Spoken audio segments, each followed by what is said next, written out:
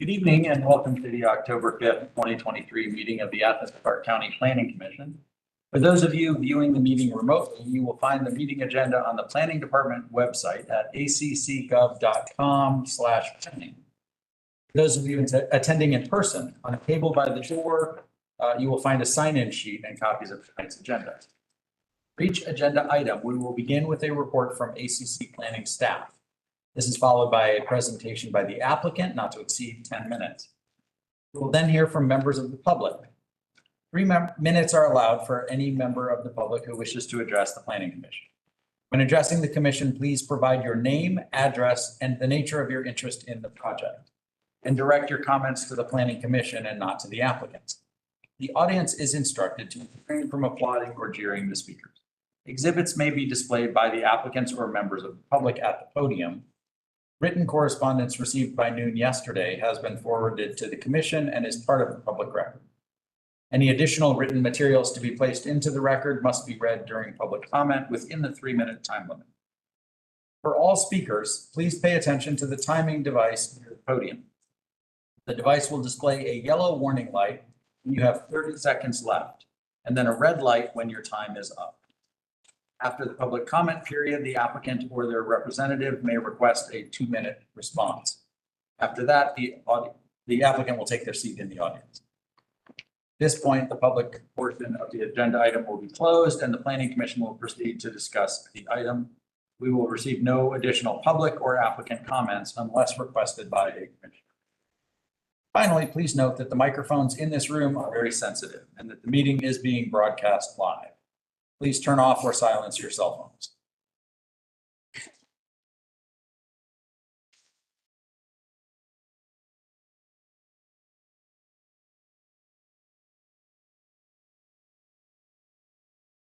So the first item under general business on our agenda is introduction of staff reports and all other documents submitted to the Planning Commission at this meeting into the official record. So moved. Second. Motion by Alice, second by Sarah Beresford. All in favor? Aye. Any opposed? Item 2 is approval of the September 7th, 2023 Planning Commission meeting minutes. So moved. Second. Motion by Sarah Beresford and second by Alice Kimmon. All in favor? Aye. Opposed? That brings us to item 3, May Court's review and public comment. Mark, is there any? Nothing technical. We're getting very close on the MTP for public input. So not to confuse the public input going on with our growth concept and future land use map, but they are going to be probably a little bit in conjunction with each other after the first of the year. Okay. Do we need to take public comment given that there's no update? Or If there is a public comment, I guess. is there anyone in the audience wishing to provide public comment on May Court? All right, that brings us to old business. Item 1 is 1125 Newton Bridge Road. Item number zone-2023-06-1139. And we'll begin with the staff report. Good evening, Planning Commissioners. This is the staff report for 1125 Newton Bridge Road. You've seen this multiple times. It is the same request to rezone from employment industrial with conditions to RS25, which is our one of our single family zones. The 25 stands for 25,000 square feet minimum lot sizes. This request also requires a change to the future land use map from employment center to traditional neighborhood. And the applicant is proposing, I believe it's 212 actually, single family detached houses in a subdivision. The applicant has voluntarily offered a binding site plan. This is not supported by staff because we found multiple technical issues with the code and areas that would need to be changed to approve this. So we do not support the voluntary offering of a binding site plan. It would also require, most notably, an approval of a wastewater pump station, also known as a lift station.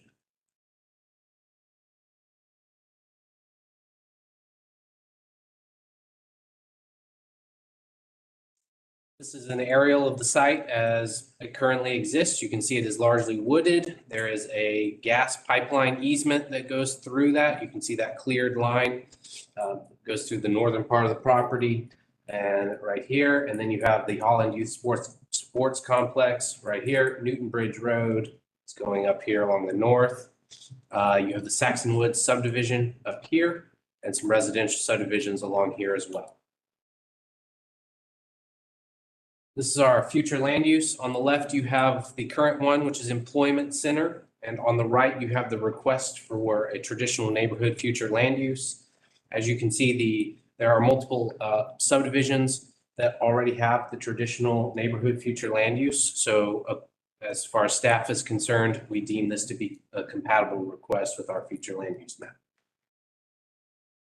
We also have the zoning here, employment industrial with conditions to RS25, which would match the zoning on either side for these subdivisions. So we deem that this is a request that is compatible with the zoning map based on the context of the surrounding zoning. This is the site plan that the applicant has submitted.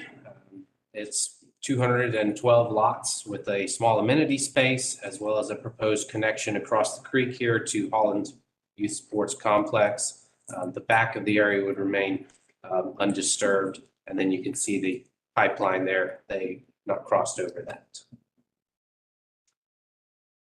As mentioned previously, we do deem this request to be compatible with our future land use map and zoning map based on the surrounding context there. The employment center future land use is a bit of a carryover from a time when Newton Bridge Road was deemed to be an industrial and employment development area.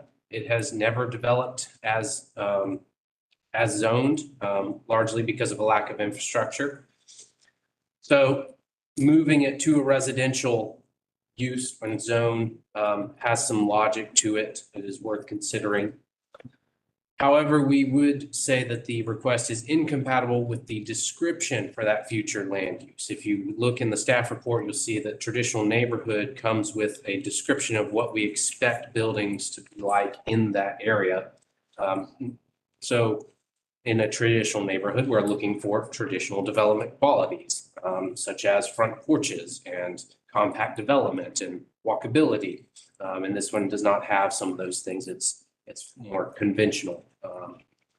It's also, we would deem it to be incompatible with our 2023 comp plan, which also calls for some of those traditional development qualities, but also talks about the cost of public services, looking for housing variety in these kinds of developments. And this has just one type of housing, several different single family designs, but single family housing throughout. It's very car dependent based on its location and design.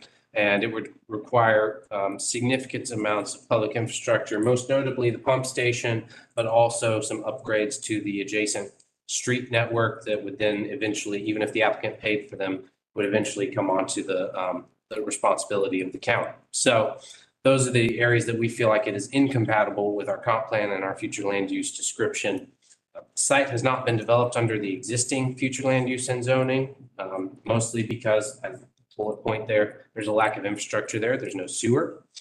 And the major concern here is that adding all of that infrastructure could impose an excessive cost burden on the county. We would also recommend no binding plan. Multiple departments have noted that there are areas of compliance that, for example, the pump station is not located correctly. There's issues with driveway separation, and all those things have been spelled out in your staff report. So for all of these reasons, should you choose to approve it, we would recommend no binding plan, but largely in staff's opinion, we are actually recommending a denial of both the future land use and the zoning because it's just not compatible with county's plans and it could impose excessive costs on the public dollar, the public budget. Now here. Good evening, planning commissioners. Glad to see you all again. Thought there was a clicker, or are you going to control it for me? Gonna be me tonight. Okay. Yeah, sorry. It's good. No worries, teamwork, right? It's a dream. Tiffany Hogan, Vice President of Forward Planning for DR Horton Atlanta East Division, 1371 Dogwood Drive, Conyers, Georgia. I will also have my sewer engineer walking in here at any moment because I know that this group had several questions about the pump station last time, so I did want to bring him this time. There he is right there. So when I complete my presentation, I will yield some time so that you can ask some questions of him as well. So we are here again for 1125 Newton Bridge. A couple of things before we get started.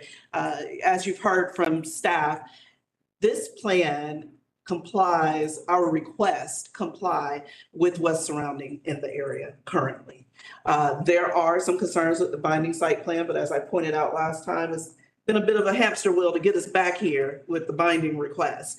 And we are fine with the request being non-binding because with us having designed the site plan as we have, this is the plan that we intend to build. And we would be open to conditions capping the number of units or any other things such as the use of the land that would capture us not being able to change the overall density of the site or anything of those are the concerns there. We can go ahead and get started now.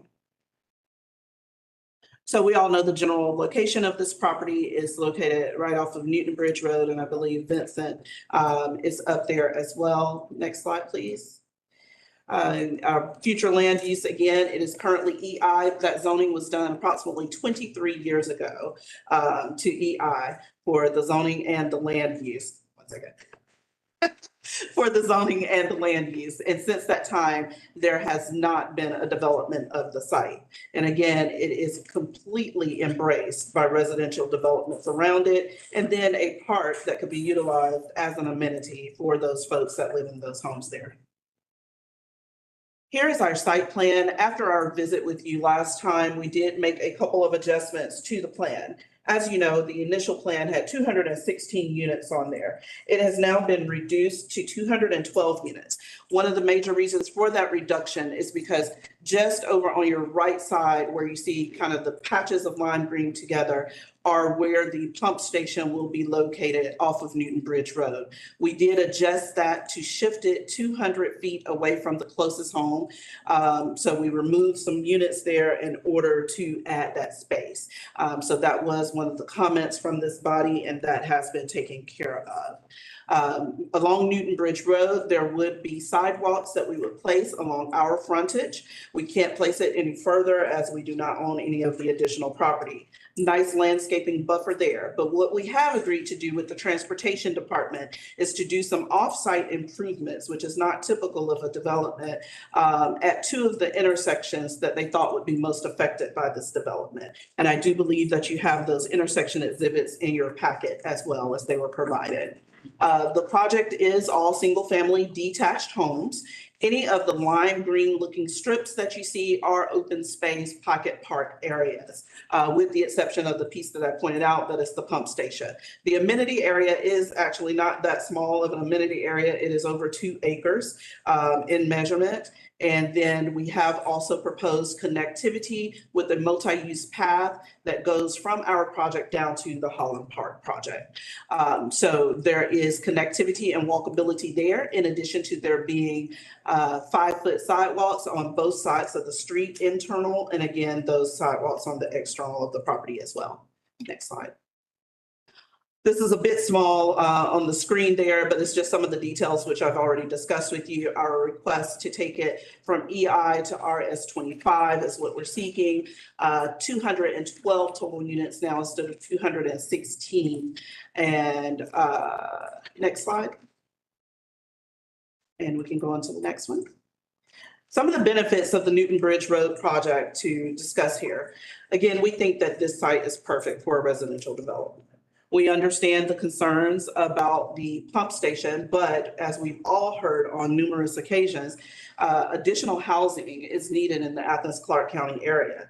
And at this time, the city, the county do not have plans themselves to put the infrastructure in. So as the developer of this site, we are offering to put that infrastructure in place that would allow for development of a project in an area that has sat pretty stale for the last 20+ years.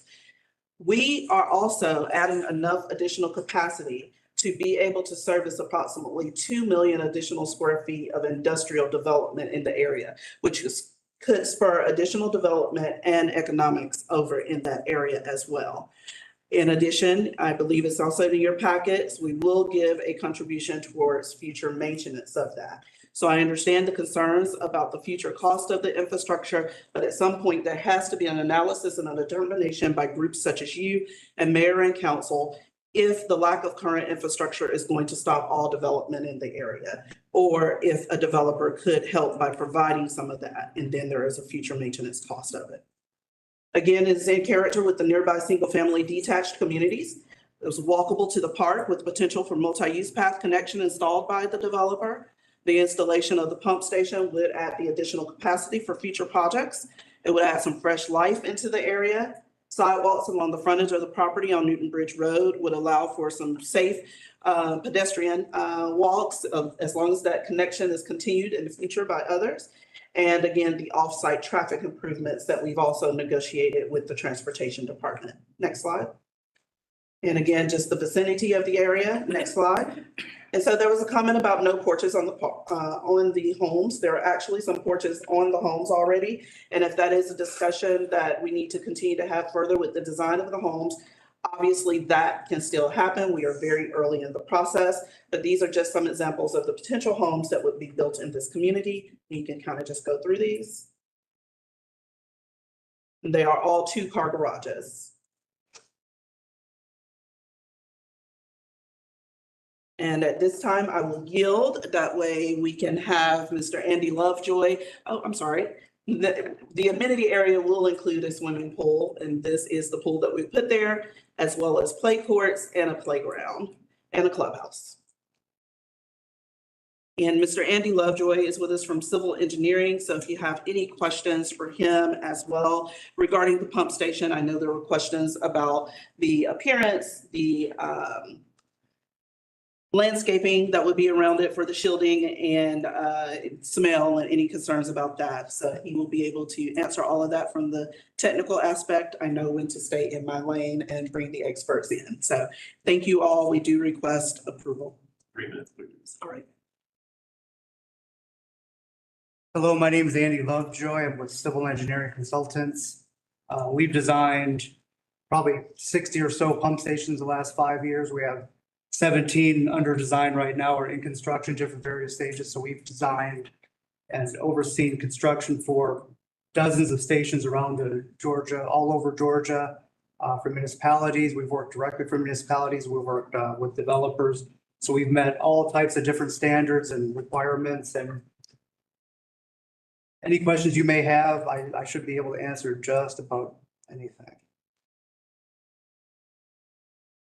As I recall, the biggest question we had is staff's report mentions a concern about whether the property taxes from this particular project would cover the future maintenance costs of the pump station. Are you able to speak to that, the cost of not just installing at the developer's expense, but to the future ongoing? So hopefully, the sewer rates that you have should cover the cost of operation and maintenance.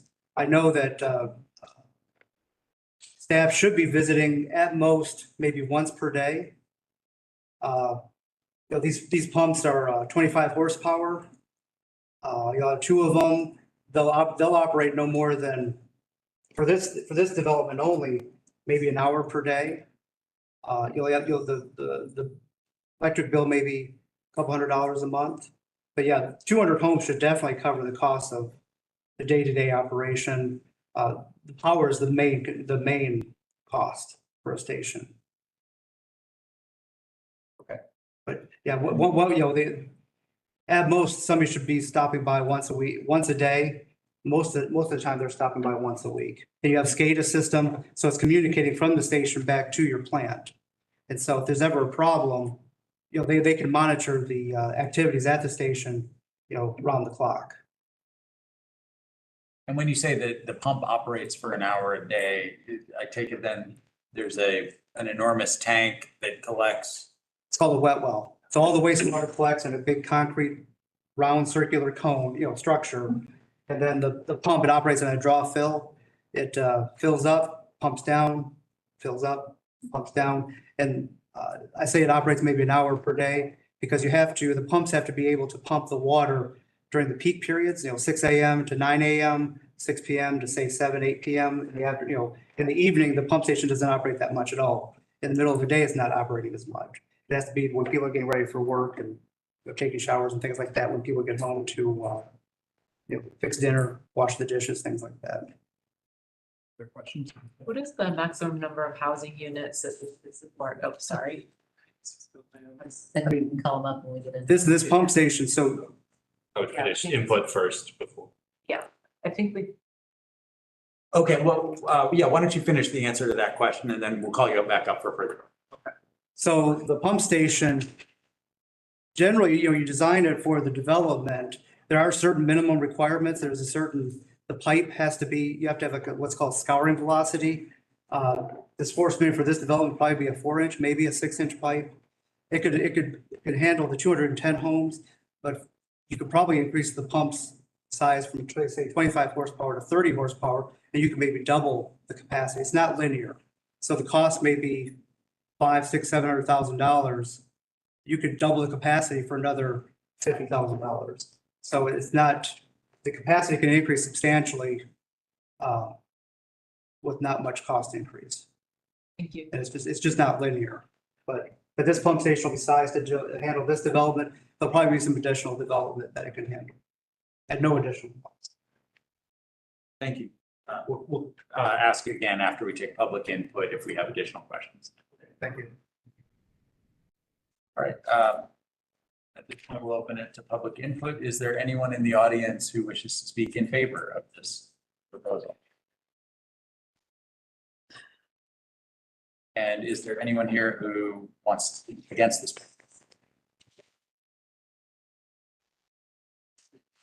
All right. And the rail, who wants to start us off? Can you give more clarity to the traffic modifications that were made, Jeanette?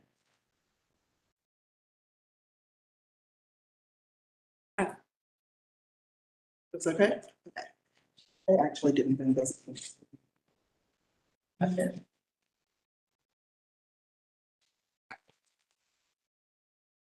It is at the intersections of Bentford and Catwood.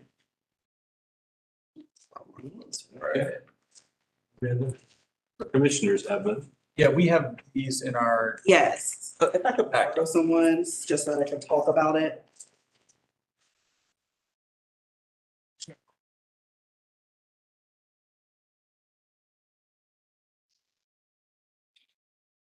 All right, so you actually had 3 traffic exhibits. So the first one that you're seeing is the entrance of our property. That's why it says Newton Bridge on both sides. So that one is showing where the access points are and the decel lanes would be located in order to get into the property. So again, when this application was filed the very first time, we spent a significant amount of time speaking with your Department of Transportation. And this is what we essentially did exactly what they requested. So what they requested is what we had our engineers then show on the exhibits. So that one is just showing where the access points will be and where the decel lanes will be getting into the community. Then at the intersection of Newton Bridge and Cathwood, you see where it has tapering and approach taper. Those were things that they asked us to add, as well as the stop bar there at the end. They asked us to add that. And I believe the turn lane is an addition as well. And it was some markings that they did not want to be in the road that were actually taken out if there was an earlier version of this. So this is one way to mitigate the traffic going into the community versus traffic that's turning to go the opposite direction onto Newton Bridge. And they thought that that would help to ease some of the potential traffic that would be going into the community. Same. Just ask you to clarify that on the Cathwood Drive diagram. By reading it right, that a single eastbound and a single westbound lane, and that the modification would increase it to a 3-lane situation with a dedicated left turn. It is not a total 3-lane. It's that taper and then a turn to go to the side. So it does give cars a way to pull over to the side, but I wouldn't describe it as a total additional lane that's being added. So it's giving that pathway for cars to get out of the way of traffic that needs to turn into the other direction, but not a full lane. Does that make sense? So it won't be a full 3 lanes there, but it will be a lane for people. But there is a middle lane for left turning traffic for those 200 feet or whatever that is. Correct. Okay, thank you. And it's very similar on Newton Bridge and St. Vincent. Pretty much the same improvements there. If you're looking at it, it's almost identical. And you can see the measurement of the lanes there and where it will come over into the right of way. That's why you can see the green that's laying underneath there. If you see where the lanes are drawn in, because that will now be taken, that'll be the turn lane. You're welcome. I just have a follow-on to that. So on the Cathwood Drive diagram, the portion of Newton Bridge immediately south of the Cathwood Drive intersection, what is going on there with that middle lane? Do you know? We're not making any improvements to there, so I'm not sure what that is. That's just an overlay of the road. The improvement would be to the intersection where the turn happens coming off of Cathwood that we're making. So anything that's there on Newton Bridge is already existing. And does that also apply to the sort of hash mark section to the north of Yes, the intersection? that's correct. Like that's already. I think they put the hash mark. Is there a median there maybe? It looks like maybe that's what they were trying to designate There's already a because it's not Area for labeled, people to turn unfortunately. I'm sorry. Yeah. Is there not? I think that's where it goes from 3 lanes down to 2 lanes already. There. Okay. She's talking about that piece. Oh, okay. So that, yeah, I was wondering about that hash mark area. My guess, not being a traffic engineer, is that people turning left off of Cathwood to go northbound onto Newton Bridge, it's differentiating because there could be traffic coming around the left turning people from Newton Bridge onto Cathwood, just to make a person aware that if they were turning left onto Newton Bridge, traffic could be flowing past people that are stopped waiting to turn left onto Cathwood. And again, these exhibits. That's the way I'm reading it. Sorry, Mark. These exhibits were drawn based off of the direct feedback from the Department of Transportation, then sent back to them for their approval before we publish them to you guys. So this is what they approve of as the improvements there. Okay. Thank you. So I have our technical departments here. If you have some questions for them. Yeah, my apologies for not recognizing. I know we've got PUD, fire, and transportation and public works here for you all. Thank you. Of course. Kristen and then Sarah. Like, can you? No, go ahead. I was just gonna say, I don't have an issue with changing the use to residential. And I would not feel comfortable making a binding plan. And I really do like the road improvements too. I think those are great. My 2 places where I pause, and so I want to hear other feedback from folks is, so the pump station clearly is still kind of an issue. And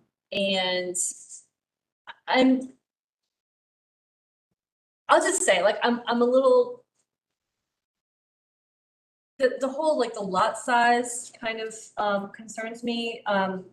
But I also recognize the cost to build housing and how you just have to put a lot of houses into whatever space you have. So I didn't want to not say that, though. I mean, the fact that we have just a bunch of houses with 10 feet on each side and 20-foot backyards. And I get it, the lots are going to be slightly different, but it just kind of, I don't know. It was just a little disappointing, but at the same time, you know, this is just where we're at. So I acknowledge that. I still don't have a good picture of the cost of a pump station though. So I'm not sure who we have in the audience to really talk about what it does cost? Like what is, you know, sure, we pay ACC utilities, like I pay for my sewer, but like, what is the cost to have someone on staff come and check this? Is that built into the budget? And then how often do these systems fail? And is this going to be an issue 5 years down the road, 10 years down the road? So I still don't have a good idea of that. So is there anybody here who can talk about that? Why don't we, yeah, can we ask the public utilities representative to step up to the podium?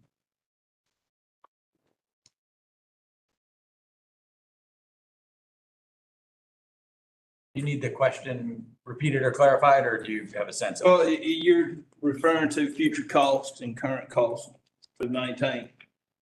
Fortunately, we don't have the answers for current cost to maintain. We only have one lift station associated with the Cedar Creek plant. It's a different style lift station, what's being proposed. Also, the gentleman stated that water sewer rates would cover the maintenance cost. That is not the case here in Athens-Clarke County, because we were able, if you look online or any other where, our rates are way to the left. We don't have it built into our rates to maintain lift stations because we don't have them to maintain. So that would be something public utilities will have to go to mayor and commission to address. That's built into the technical guidelines too, that will be incorporated into the site plan. We did do some investigation, and it's built, and it's in the technical guidelines to build a lift station. The developer will be putting a maintenance deposit down that will alleviate that cost and hopefully prevent or subsidize the increase to the rates to maintain it. It will also, mayor and commission, when they approved site lift stations for developments, solar array also has to be included, so it will cut down on power bill. So, but it will be solar, however many solar panels it takes will have to be incorporated into the plan as well. And that was another reason why PUD recommended the non-binding plan, because it's obviously not shown there. And what will be anticipated green spaces and time would have a solar array. I don't know. Can I just ask you to sort of follow up on that? I heard the gentleman from DR Horton say that the initial installation cost to them is in the $500,000 to $700,000 range to build the whole thing. And that in the future, if y'all wanted to upgrade it to accommodate further development in the area, it's a much smaller, you know, it's increasing the pump size and things like that, that he said might be $30,000 or $50,000. Is that the order of magnitude we're talking about for your department's expenses to maintain and monitor it? Is it in the 5 figures annually? Is it in 6 figures annually? It's really hard to say because you're talking about one of the harshest environments that's going to exist. With sanitary sewer, you've got gases, you've got things that people are going to introduce into the system that could damage the pumps. As far as pricing the pumps, that's all based off of supply and demand at the time and trying to look down the road at who may want what. The technical guidelines talk about building a lift station to serve that service area. They addressed it. They were looking at doing that. Depending on the sizing, yes, it would be a lot smaller cost for us. The wet well, they will design the wet well to accommodate flows for future growth. And then it would be the matter of the pumps, but to put a dollar amount on it, I don't think we could change pumps out for $50,000 today. Not with what we have associated with Cedar Creek. And that's the experience that we have. We've been very fortunate to have a gravity system. So no for 50, but it might be 70 or it might be 90, but it's not going to be $1 million. Wouldn't think so, but time and inflation, you know. But yeah, it would be a significantly cheaper to change out the pumps than build a whole lift station. He's right there. Okay. And in terms of ongoing maintenance, it's, you got to stop by daily or weekly and. Staff would have to visit the site every day. He is correct. It would also have to be tied into our SCADA system. There would have to be some upgrades to accommodate that. But yeah, it would be monitored at the plant, incorporated into our maintenance program. But it would be dedicated staff that would have to visit site daily. Who would own the lift station after it's built, and who would own the land under it? Athens-Clarke County, where the lift station is set, the access road, all of that would have to be dedicated to Athens-Clarke County. And it would just be a right of way easement type of thing, or would Athens-Clarke County own the land and the lift station? I'm assuming that Athens-Clarke County will own that piece of property because Athens-Clarke County would own that asset only.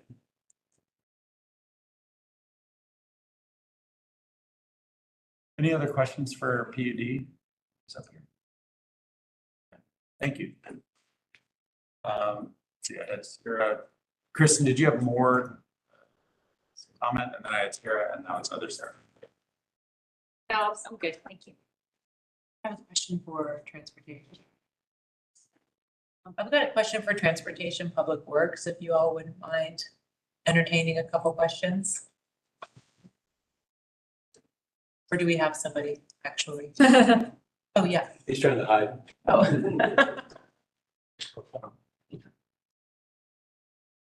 I have a question for you about the proposed traffic intersection improvements. And is that something that you all worked with them on or consulted with them on? Or is that something that was done totally separately? I'm sure, and I'm not, I don't work in the traffic engineering department. I'm sure that was worked out with the traffic engineer, as she said.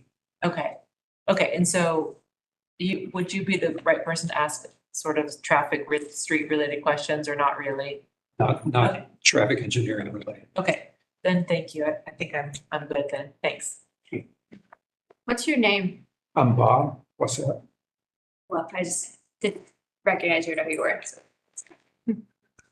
Thank you. I guess my comment about, as we know, the Newton Bridge Road Pathwood Line intersection is a pet peeve intersection of mine, and I guess I had wanted to ask traffic about, I don't necessarily think that D.R. Horton needs to be responsible for doing more than what they've proposed here. And I guess I just wanted to hear from traffic a bit about, in my view, the thing that makes that intersection the most dangerous is still not addressed. And it has to do with the northbound traffic on Newton Bridge Road, and that there being an intersection at the very moment Newton Bridge Road goes from 2 lanes to 1 lane. And we've had a couple of fatalities there in the last few years. And when I saw this come through, I was like, oh, this is going to be the way we're going to get this done finally, because maybe this will be the thing that helps that intersection get safer.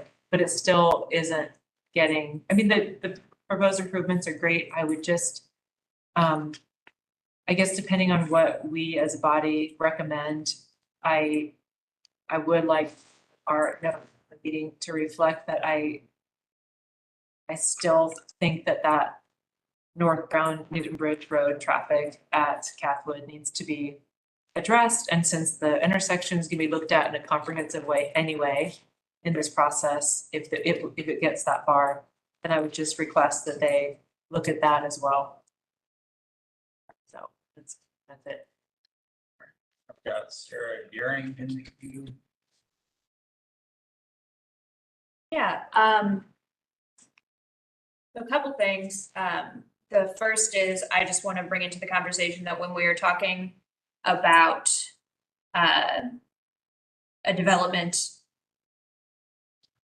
creating ongoing maintenance costs or ongoing costs for the county, it's not just an unusual lift station, it's pavement maintenance, police, ambulance, et cetera. Everything that is that we ring up just by having a lot of people living far away from the center. And I know that we have a study that we're going to have done about this kind of thing soon. And I look forward to seeing the results of that. And that's going to be incorporated into our future land use planning.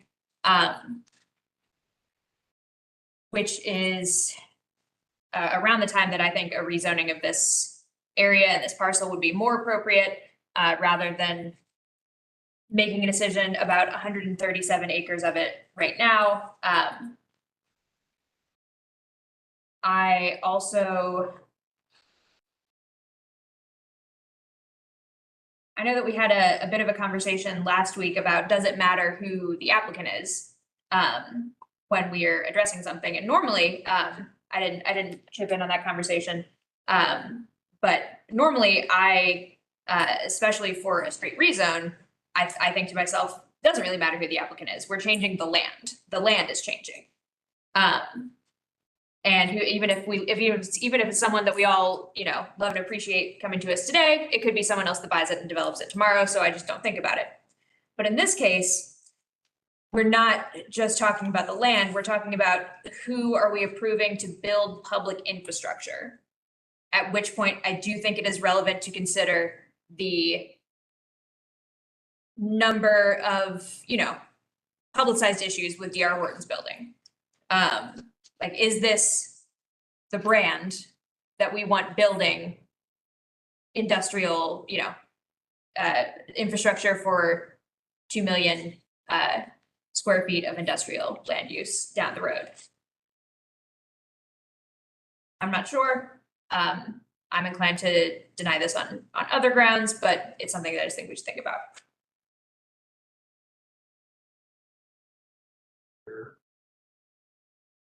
Yes, I have a few comments, and I'll keep my eyes around so that it, just signal me if y'all have say. But it strikes me that changing this land use and zoning from its current zoning that due to lack of infrastructure has not produced any development is obviously the right thing. I think housing in that location makes sense. There's a park that is a wonderful amenity that our tax dollars have paid to create up there that is walkable to this, which allows the residents to pursue recreation without having to get in drive, which is great. And it's mentioned in the staff report that our economic development department says there's no employment industrial potential for this land. So the idea of changing the land use and changing the zoning makes perfect sense to me. And I'll also mention that the city hired a consultant to quantify and recommend actions on our need for affordable housing and just for housing, period. And that consultant's report, which I understand the mayor and commission just approved this week, says that we're currently in the hole by about 5,000 units. We need 5,000 new housing units and we need them yesterday.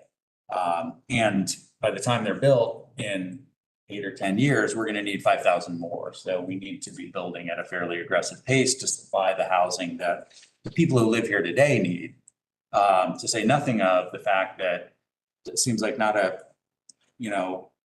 month or three goes by without hearing about some new employer coming in with 1,700 new jobs and 500 new jobs. And, those people are going to create additional demand for housing, and our housing affordability crisis is going to get dramatically worse if we don't get to building. So I've heard nobody's mentioned it today that we don't like greenfield development, but I've heard some members of this group say that when we've previously seen this project. And I just want to point out that our comp plan says that we prioritize infill over greenfield development, which I don't understand to mean that we forbid greenfield development in Athens-Clarke County. I don't think that's what the comp plan states.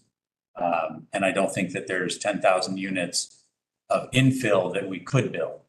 We just don't have enough infill close in land to build. So I don't see any way to build without building on parcels like this that are 3.5 miles or so from the center of activity in Athens. It's not that far out. On balance, it strikes me that 212 new homes is 212 new homes, and somebody's going to be very happy to call those places home. So my inclination is to approve it. In terms of the binding plan thing, I understand from staff there are technical problems with this. And so if I understood staff right, it may be the way to ensure, recommend it to the mayor and commission, who can, of course, do what they want in terms of a binding plan, would be to bind only the built area, or to bind, the number of units and the built area. And so that way the driveway technical standards and other little modifications that staff pointed out need to be met, it can't be met aren't met on this plan, can be addressed by D.R. Horton in consultation with our staff. And that may be a way to sort of split the binding plan baby, is just bind the built area so that everything that shows as existing vegetation to remain will remain. And then they can go back and just sort of play around with the shared driveways or whatever else they need to do to make the approximate binding plan work to get the number of units that they say they want to get. Those are my thoughts. See Joey and Alex and Alice and Kate. I'm going to kind of follow up with what you said. We definitely need housing in Athens, and as quick as it's built, we're going to need more. Just because we're an attractive place to live. We have a major university and people want to come to Athens. Looking at this site plan, I do like just seeing the architectural renderings, that the houses aren't all the same, that you're actually throwing in some concepts of front porches and different things like that. I have no problem with that. As far as the lift station, I look at that and think that, I don't have a problem with that, because that's going to it increases the houses here, but it also gives the opportunity for development down the road. Because if we don't do a lift station, then we're telling every private property owner all the way out that the only thing they can do would be to build with the septic tank or the way they want to development. We're basically cutting them down and putting government regulation on what private property rights and property owners can do. And with them offering to do this lift station, I think it's a plus for Athens. I know there's maintenance cost. There's going to be cost in everything we do.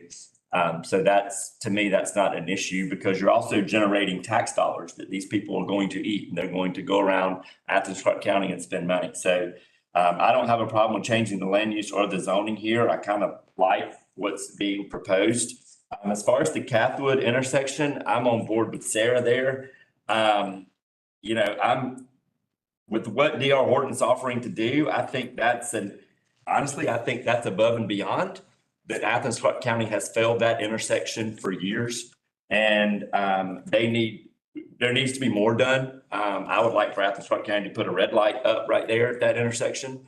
So I really think that study needs to go deeper into the transportation, because I come out of that intersection a good bit going out to 441, and it's not easy to turn right there, especially with the coming around that hill and that curve and stuff. So that intersection still needs more work. But personally, when I looked at it and thought, well, D.R. Horton's going that far down from the actual development to do work at an intersection that Athens-Clarke County should be doing already, then good for them. I think we need to step up there. So I kind of like what I see here. I don't have a problem with development. I like that the existing vegetation around the outside kind of remains. And a lot of people don't want big yards. I mean, I've been in this business for 22 years selling houses, and there are some people that would absolutely love a small yard to know they don't have to cut a lot of grass. And not everybody wants the big yard, the 2 acres, the acre, or whatever. Some people truly want housing like this, and this is a type of housing that we need. Look at Putters that sells, and look at other neighborhoods around Athens that sell as soon as you list. So I like what I see here, and I'm speaking for it, in favor of it. So I've just got a financial question, and Mark, this may be for you. Alice, you may, just based on your history in this community, know, but we're talking about paying for this. The county will have to, with the pump station, the lift station.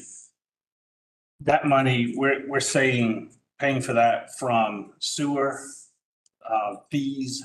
Is that because I'm hearing the county says we don't have the money for the maintenance and paying for this down the road right now. Where does that money come from? Because I'm trying to learn as I go, as being the newer commissioner. is that the money we're talking about? Or are we also talking about, because the property taxes are gonna be lifting up? Yeah, so I mean, there's a few pools, I suppose, so talking about the putting it into place, being paid by the developer. They've mentioned that part of that process is putting a chunk of that into escrow for future maintenance. Everything beyond that then falls to the Public Utilities Department. So whether that's being recouped in fees, which I'm prone to believe Hugh, who spoke from our Public Utilities Department, to say we currently don't have that built into our method because of the gravity system we have. They would have to look at those increases, but that would have to come out of their budget in one form or another. If that means an increase to their budget or an increase to their fees. But I think Hugh is saying that he doesn't exactly have all those numbers and the department doesn't have all those numbers. But so it could come from a few different pots. And obviously the first two pieces come from DR Horton as they implement the project, if they were to go forward. After that, it does fall to the community, whether that comes from different pools that the Public Utilities Department has to pull from our budget, but that would come out of their capital budget. But am I missing this fact? So we've got that, and so public utilities would have to ask for more money for a higher budget because of this. But there's money building up on property tax. That's gonna go up, based on 200 little lots going way up. So that's where the money's gonna come from, wouldn't you think? Like, That's the general. this wall is filling up here because of this. Yes. And so there is money. It just has to go through the mayor and commission to be allocated there. But there is new money into the community or into the county because of this. Sure. And I'm trying to get it right. I guess what I would say, There's actually money for this. yeah, without being too vague, we're talking about adding new infrastructure, new pieces of things that we have to continue to fund. To, I think, Sarah's point, we're talking about extending some services as well. So that number is not just the same as putting it onto an existing system. So we're talking about new pieces of the puzzle that have to be funded. So that math is not perfect and that math changes fairly regularly, but that is what each of the departments have to do as they go through that budgetary process, whether that's the police department due to services, the leisure services department at Holland Park, the public utilities department for the infrastructure, TPW for the roadways. Those things all have to come in. There's no magic number. The number that's always floated out there is, above $300,000 a house. The raise in property tax would probably, that'd be the well that actually. There are types of development that put the county in the red? Single family. Almost all residential. Okay, so I was trying to that's the question you were getting at, right? Like, Well- it'll bring the county as a whole more money than it costs. Right. But we know that single family typically doesn't. Entry level single family is usually tough to sell. Higher end single family, I think, does eventually pay. But it does still matter how far you're going. There's other aspects to the problem without me knowing all those economics and exactly what it costs to extend that. It differs. The further you get away, the more it gets, the higher it has to go up. So that's where the push towards bringing things to the interior, pushing for some density standards, that chips in a little bit more. But again, we're talking about trade-offs here. People have to live places, people have to have jobs. They contribute differently to our budgets. So there aren't magic solutions there, or else we would just say, you have to bring in X or your project does this. We're going here and we're going here. If you say this, that would happen, but we have to factor in all those things. It's not a simple mathematical equation. It's not as simple as just, does a $300,000 house pay for it? It matters where it is, and it matters how many of those kids go to the schools, and it matters how many police calls end up happening, EMT calls. So those things all add up. What we said in the report is that the raise may not cover, the raise in value may not cover. Okay, so it was addressed, the raise in property taxes that still may not cover that. We're not just talking about the sewer things like that covered. That's what I was really trying to cut through. Okay, so my cue is Alice, then Katie, then Joey. Well, first of all, just to address this conversation that's just been going on, I'm gonna put on my Lucy Rowland hat and say we desperately need a new cost of services study in this county. The last one was done almost 20 years ago. And it was done, we employed a professor at UGA he's frequently contracted for these. Because of exactly the complications of the question that you're asking and then the additional questions that it raises based on Mark's answer. Public utilities, for example, is an enterprise fund. So, which technically means it's paid for by water and sewer rates. So, it could potentially be that at some point we see a raise there in those prices based on water and sewer projects around town. But then we've got police and fire that are part of the enterprise fund, and then the school district's entirely separate thing. So we really need to have that comprehensive study done to help us make these decisions. That $300,000 house, that's probably way outdated because I believe that's the number that was cited in that study about 20 years ago. I think you had to get up to 350,000. And at that time, 350,000 was pretty high end here in Athens. Not so much anymore. So I do think that we've got to be able to answer questions like what the ones that y'all are raising, and the one that staff raised explicitly in the staff report.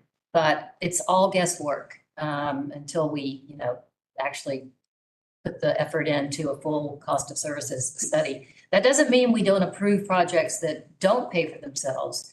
Obviously, these projects provide worker housing. They provide, not only do people pay property taxes, but they pay sales taxes when they go out in the community. Rooftops attract businesses. There are all kinds of other things in play. But at least if we have some kind of baseline, it'll be easier for us to think through these decisions and what exactly the trade-offs are. Having said all that, I've kind of overcome a couple of major problems, partly thanks to the work that the developer has done along with planning and our various departments, and partly just really trying to be very honest with myself about what's happening on the ground here in Athens. So moving this into traditional neighborhood, it takes it out of its current condition of being essentially, open space, which has got all kinds of benefits. However, we are filling in a gap really between pretty similar, certainly similar, same future land use and similar zones. So encroaching the green belt, of course, the zoning had already done that for us. But adding housing in a place where housing already exists, and as a lot of people have pointed out, the park's right there. I'm gonna be okay with that. The other big thing is what we've all been talking about, the cost of services. Lift stations are way inefficient compared to gravity, and we do thanks to the topography in our town. We were told we only have one other lift station in the entire county, because mostly we can tie into gravity lines. That said, I agree with, I think Joey made this point that, if not this, then what if there's no, if you would have to build neighborhood here, it would be again, septic. And I've got almost the same amount of concerns about septic, even with the modern improvements as I do about lift stations. If this lift station does operate largely on solar, that's going to definitely cut down on costs. Maintenance, it looks to me like a big question mark, but I'm willing to make that trade-off. So I'll stop there. Those are my main things. So I do intend to support this project, and please let the record reflect that we are lacking an essential tool without some kind of comprehensive cost of services study. And it would be good for our developers to know that. Thank you. Kate? I think that for me, the bottom line really is the lift station. Again, channeling Lucy Rowland, who said, never ever add a lift station to the county. I think it's having a gravity sewer system is a huge asset to our city, and it would be I think I've heard as clearly as I could from, as clearly as people can say, that it's a huge fiscal liability to add a lift station. Again, as Alice said, we really need numbers, and I think we actually gave the applicants an opportunity to make at least an estimate of some of the benefits that this project would bring in taxes versus the costs, decades in the future of maintaining this infrastructure that the county is going to be on the hook for forever. But I also definitely see the points in the favor of adding housing, and the county absolutely needs it. The park and I think there is proposed bike infrastructure in this area. That is outweighed for me. I think open space, like where you need a lift station, is a great boundary for your urban area. And I think it doesn't need to be climate industrial. We already have a lot of land that is that.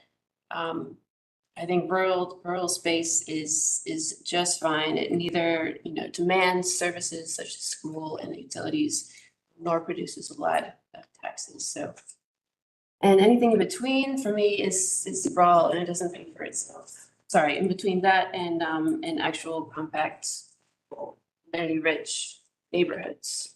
So.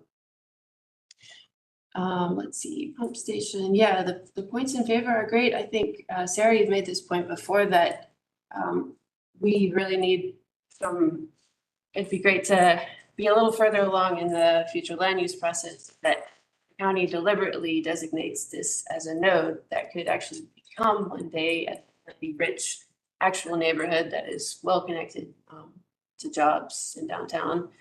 I don't think that's clear right now.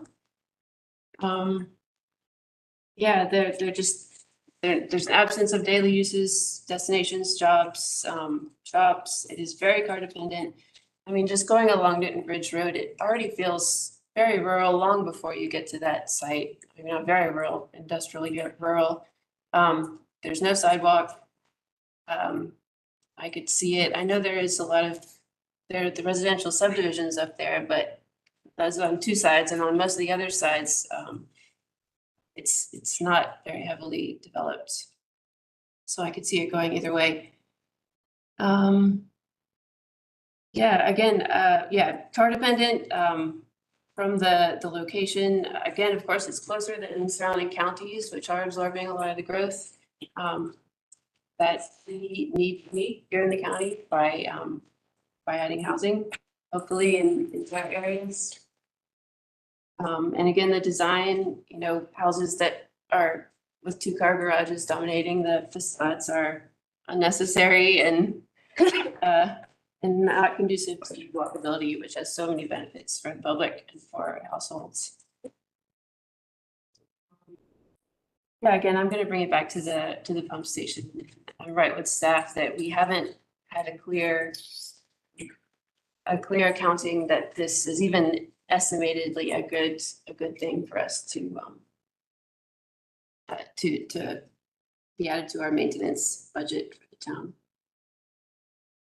I think that was it. Yeah.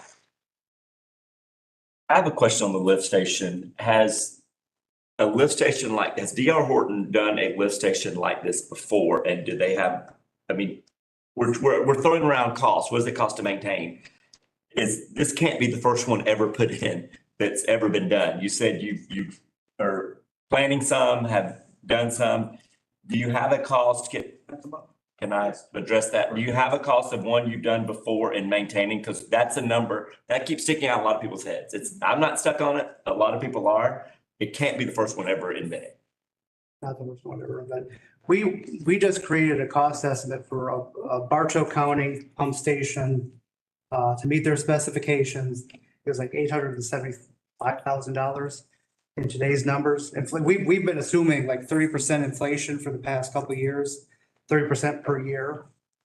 But right now, to meet a municipal level pump station is about $800,000 to $900,000. That's initial cost to put in. Correct. Now, maintenance, do you have So we've worked with So with municipalities, it's kind of hard to quantify exactly. Right, so We've worked with private utilities who own and operate pump stations, because I've had developers ask me, hey, if this pump station is private, how much money it costs? And I've gotten quotes from some private operators, $1,500 a month maybe.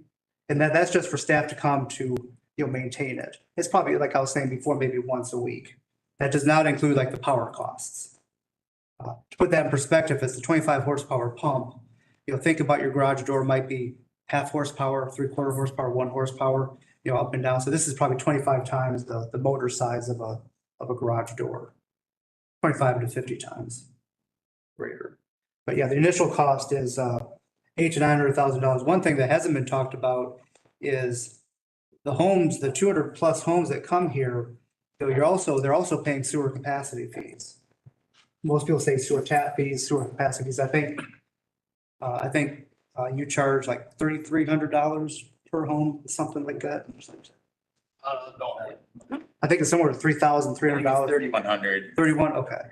And so in addition to D.R. Horton paying for the infrastructure for the pump station, the force main, they're also contributing 3,100 times 210 homes. And that goes to pay for really expanding your system. So that helps you pay back your wastewater plant that you have. Because that cost, whenever you built that was a sunk cost at the time, and this is helping to pay that back. So, and when I was talking about pumps, so this pump station, they build it should last about 20 years. The pumps, the equipment's generally we assume about 20 years of operation. Most of the time, when it's time for when the pumps start wearing out, it's time to put bigger pumps in anyway to pump a higher rate to provide additional flow for additional development. When I was talking about the incremental cost, that was just in the initial cost. The station costs go from, if you put in one size horsepower pump, you can put in a little bit larger to, you could double the flow for $30,000 to $50,000. The actual pump cost, the pump equipment, probably for this station would be on the order of $150,000 to $200,000. And that would get replaced on a 20-year cycle typically? Typically, that's kind of what we assume for mechanical equipment. We're doing like depreciation, things like that. We assume that pipe and concrete will last, 50 years, but the mechanical equipment, we assume 20 years. So we have 20 years, just like purchasing a home, we got 20 years to save for a new roof. We got 20 years to prepare. We got 20 years to be smart and say, we got maintenance. Let's make sure we budget it for it. Correct. Take care of it. You obviously never bought a house with an already old roof. So many. Thank you. Okay, thanks. Can I ask Ms. Hogan, what is the amount of the deposit that Horton has offered to put down? You said you're going to build it and then give money to the county as sort of a ongoing subsidy toward the maintenance costs. Correct. So PUD actually gave us that specific figure. Was it 100,000 or was it more? I think it was more. Whatever the number is, we agreed to it. From PUD. It was definitely a 6-figure number, came from PUD, and we've agreed to it. Okay, and that's on top of the $3,100 per home. That tap fee is assessed to us by the government when we apply, when we submit our permits. So yes, that is on top of that. Thank you. Further discussion? A motion? Someone wants to make one? Crystal? Make up for approval. Okay, do you want to do something with regard to binding, like bind the area? So one vote or two? We got two. Oh, yeah, we've got land use first. Okay, so I'll make a motion to approve the land use change. Second. Motion by Kristen, second by Alice. Stephen, can we do a roll call? Kidman, Yes. Goodrum, No. Beresford, Yes. Gary. No. Morales, Yes. Pass, Yes. Sams, Yes. Sanders, Yeah. Tucker. Yes. Motion passes. And so then I'd like to make a motion to approve the zoning change. But I need some help wordsmithing because I do like the idea of preserving the green space. part of the plan, but I do not want to make the plan binding. So I don't know if y'all want to help me out with that. My understanding, I mean, so there's some limits of disturbance essentially shown on here. My understanding was that when this went before you all and had a similar motion, they gave a small buffer. I believe that buffer was 5%. I would recommend considering that, just knowing that some small things have to change here. But this, yeah, I mean, that would be the way I would do it, to show these limits of disturbance. If that is the area, I don't have an exact figure on here, unfortunately, for you. So like approval, With the condition that the built area as reflected in the site plan shall be binding plus or minus 5%, would that do it, Mark? with the condition that the buildable area be limited to what is noted on the site plan, plus or minus 5%. Yeah, I mean, I would like to have a slightly more exact figure. There are property lines indicated on here that could obviously be measured after the fact. There is also a stormwater facility on here that is outside of that. Unless someone's seeing something here I'm not, or our applicant has an idea of exactly what that dimension is, I would stick it to what is on master plan dated 8/7/23. They bind it to the current and then they have to change it. Does that, because of like driveway separation, does that lower the yield? I mean, has the potential to lower the yield for sure. I just don't have any dimensions on here, unfortunately, for you, but. So the open space calculation on the site plan says 30%. So, you know, the motion to approve with 30% open space plus or minus, I don't know, 8% at the discretion of planning staff for, We don't need plus or minus. okay. Those are, I mean, I guess I would like to ask the applicant if they have an idea of what that number is. Ms. Hogan, would you? We had the condition last time that I think everybody was in agreement with, and Chairman Hall, I think you actually made the motion, and I don't recall exactly, I think it was the 5%. We don't have the limits on there, and unfortunately, I don't have my planner or design engineer with me, so I cannot do that calculation standing here. What I would remind this group of is that we will also need to account, as you heard from PUD, solar is required by your code for the pump station. And so we will need to have the space to do that as required by code. So Mark, I don't know if something would work that addresses engineering and code requirements instead of trying to put a percentage on it. That way we have the flexibility that's needed to meet the requirements and all other state and federal laws. Yeah, I mean, I think you need some additional space.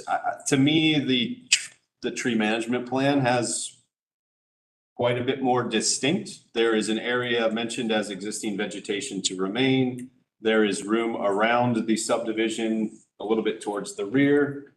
I would go ahead and wager a guess to say that if that existing vegetation to remain is this conserved canopy, which is what it looks like to me, that's right at 60 acres, leaving the balance at, what would that be, 76.7 acres? That would be in the developable space. To me, that's much more defined and has some buffers, particularly for stormwater. But again, I do not know exactly about the pump station, and to Ms. Hogan's point, the amount of space they might need. So I would take that into your consideration as you write that or put forth the motion.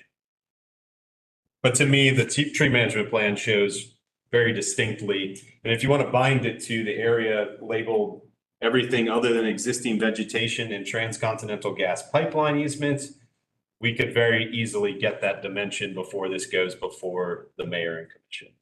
That would be the safest thing. And again, I would probably consider a slight buffer, as the applicant has indicated, they need a little bit more space at a minimum for solar panels for the pump station.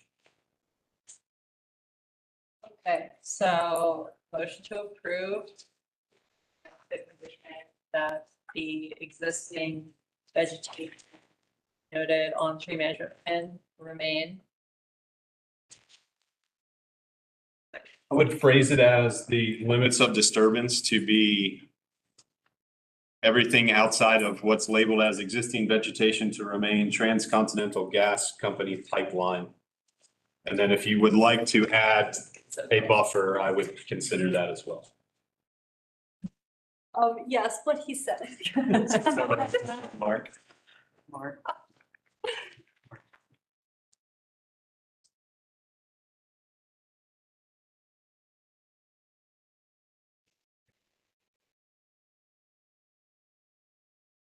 Yeah, I think Inside that area. management plan doesn't show. That's what I don't know what the other answer is, so I think the applicant needs to address that additional space that is asked by public utilities.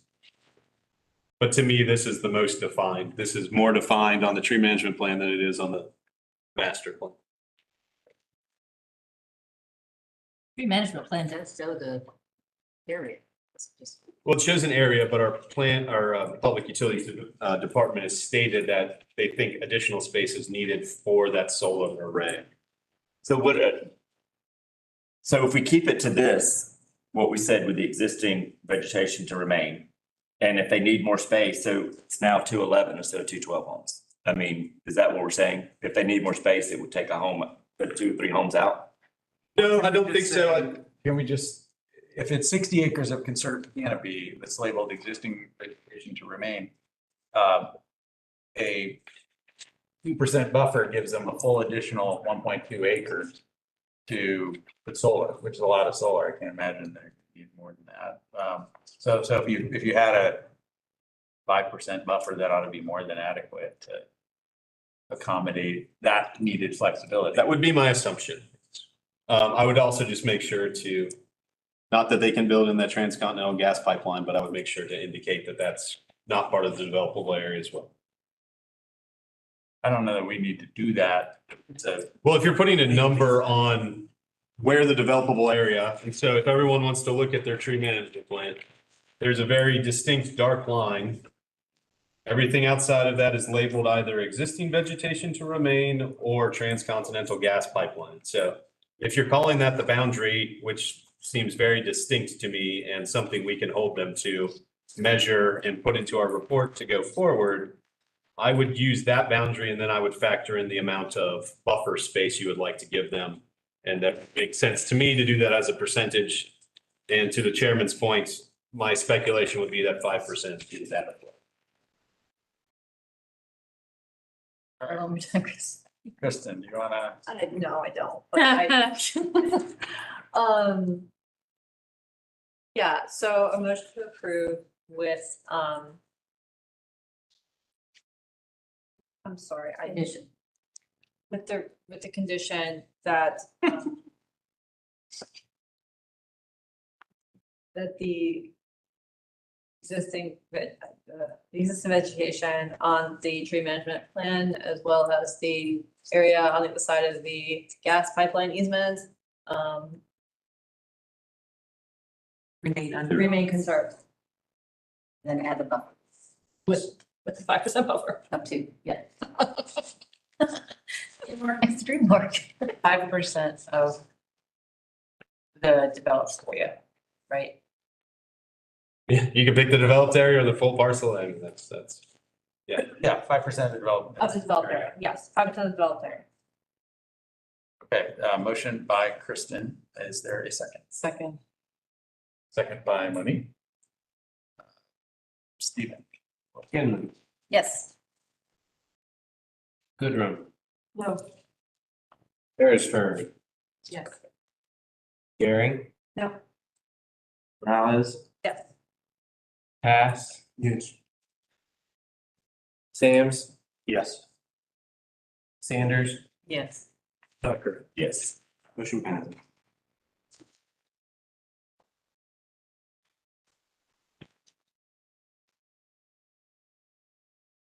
Thank you all. Thank you to the audience for bearing with us through that. That brings us to item 1 under new business on our agenda, 15 Barnett Shoals Road. Item number zone-2023-09-1760.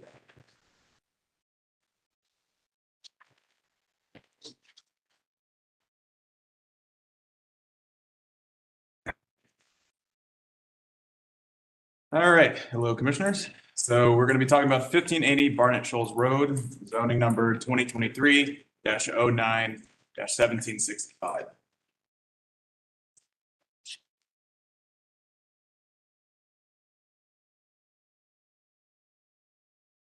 We've been used. All right. So the request is to rezone from commercial office to RM2. The applicant has offered a non-binding concept plan for a multifamily complex. This is going to be 66 one-bedroom units across 18 buildings. There are a few buildings that are, I believe, 2-bedroom units, but there's 97 parking spaces with no amenities on the site. So this is our aerial. You can see it is at the corner of Barnett Shoals and Research Drive. We have the YWCO to the west. We have our Tudor style apartment complex to the south and more apartment complexes to the east. This is the future land use. It is still mixed density residential, and there's obviously no request to change that. For the rezone, you'll see that the surrounding area on the north and to the west is commercial office. However, to the south is RM2 as well, and RM1 is on the eastern side. So this is just a picture. I'm sure you all drive past it a lot. We have a ball field here and then a heavily wooded area on the left side. And then here is the concept plan that was given to us. We didn't go through a full technical review of this as it is non-binding. And as staff report noted, there are some concerns from multiple departments about how to make this concept work. So for staff recommendation, it is partially compatible with the 2023 comprehensive plan. It does bring in some housing variety to the area, infill development. There's plenty of public transportation and neighborhood services. Obviously, right down the street, you have Publix and Kroger, as well as some office buildings in the area. Also, staff wanted to point out that this is a great location for something more akin to a pocket neighborhood or a bungalow court, or something more ambitious within that missing middle design. This is a constrained property in a few ways, and so we thought this would be a perfect area to kind of put in some of those missing middle elements that we've been discussing so often lately. It is compatible with the future land use map and the zoning map. And the driveway and stormwater issues may change a site plan, mainly transportation and public works comment about where they would need to feed in. From what they've told us, the Research Drive line is subpar and they don't really have any plans to improve that in any point in the near future. And then in terms of the driveway design, staff made a note that we don't really fully believe that the in and out numbers for drivers is correct. The reason why that comes into play is if we have 250 trips, we would need a second entrance to this location. And given some of the topographic and some of the other constraints of this location, that would be something that would significantly alter the design. That being said, we do suggest approval with condition, and that condition would essentially just be to use Barnett Shoals Road per TPW's comment. This condition is more about just making sure that everyone is on the same page, both for this developer or if this doesn't go through a future developer, just to clear that air. And with that, staff has approved. Now we'll hear from the applicant. Good evening. My name is Frank Pittman with Pittman and Gray Engineering. We're at 1050 Barber Creek Drive in Watkinsville. I'm here, engineer representing the buyer, who is also here tonight, Mr. Charlie Hill. As Max mentioned, property is 1580 Barnett Shoals Road. It's at the intersection of Research Drive and Barnett Shoals. Roughly 3 acres, zone CO. I've actually looked at this property for the existing owners over the last 20 years. A handful of times. They've been trying to sell this forever for commercial development, and it really just doesn't work very well for commercial development. There's some pretty strong topographic changes as you move from south to north on the plan. It's a pretty big drop off. It makes it tough for a commercial developer to come in there. They like sites that are pretty flat, so they've had a hard time trying to get commercial development there. This current developer is interested in doing some 1-bedroom units, which have become very hot new thing coming out of COVID. I did plans for a 1-bedroom project just north of this on Barnett Shoals 2 years ago. And they wish they had 10 times that number of 1-bedroom units. That's young professionals and vet students and grad students really like the 1-bedroom units. They don't like roommates and they like a quieter, no amenity type development, which I think this would be well suited for, especially with the vet school being nearby. Again, the plans for 66 all 1-bedroom units.